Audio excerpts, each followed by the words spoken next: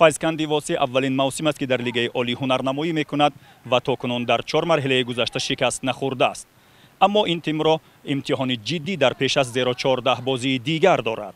вале худи бозигарон бар ин ақидаанд ки барои онҳо танҳо пирӯзӣ иштиҳоовар аст.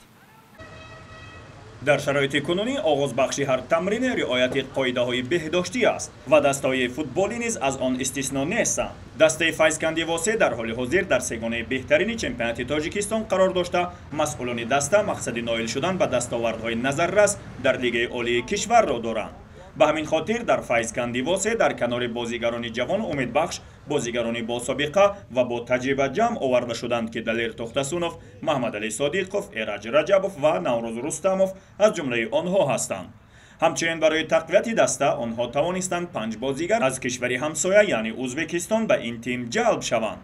аммо ба хотири мушкилоти рӯз ва баста будани марзҳо бозигарони ӯзбекистонӣ ҳоло дар ҳайат ҳузур надоранд, вале масъулони даста бо ҳамкории Федератсияи футболи кишвар ва Ассотсиатсияи футболи Ӯзбекистон барои ҳалли ҳарчи зудтари ин мушкил талош доранд. аммо сармураббии тим дар хусуси вазъияти феълӣ ва ҳадафҳои даста чунин ибрози ақида намуд.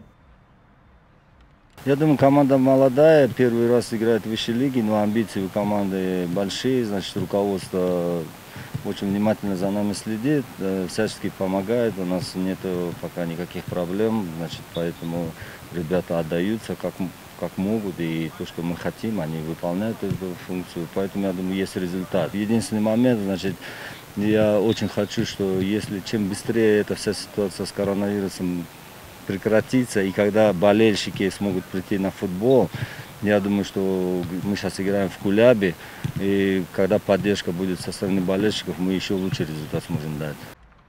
файзканди Восе оғози бисёр хубе дар мавсими ҷорӣ дошта, агар ду бозиро мусовӣ анҷом дода бошад, дар ду бозии дигар ғолибият ба даст овард ва дар маҷмӯъ дар 4 бозӣ 7 гол ба самар расонид, ки барои дастае ки дар мавсими аввал дар лигаи олӣ аст қобили таваҷҷӯҳ мебошад. худи пирӯзиҳои ба дастовардаи ин тим дар муқобили дастаҳои қавӣ барои бозигарони тим худбоварӣ ва ангезаи пирӯзиҳои навбанавро эҷод мекунад. вақте ки бозиҳо буридан мегирӣ, уже ҳамун иштиҳо меояд.